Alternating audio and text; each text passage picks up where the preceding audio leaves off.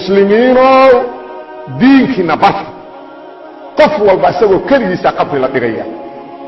ومدودم هداي باديو هداد بدبادو ابيغ اسلامنimadu ku badbaado waliba xaraka ma halad laakiin ummadoodan haday badbaado abugu hadaad naar gaso waa qasaatay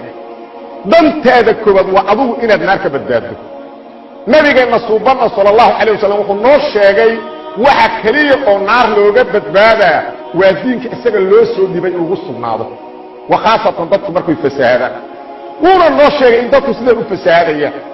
bada al-islam ghariban wa sayudu ghariban faduba lil ghuraba islaamku wuxuu bilowday asagoo dadkoo dhan aysan garanayno laleeyahay waa maxay oo dadkoo dhan ay qariib ku dhaxyahay sidii uu ku laabahu nabi Muhammad sallallahu alayhi wasallam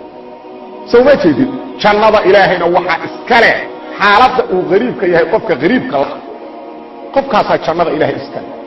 kaas inaad noqoto isku day diinullaahi faham sida uu yahay saxda tawxiidka u faham sunnada u faham daacada alla u faham markaad fahamtana lafahaga naarka badbaadi ku sugnow diinullaahi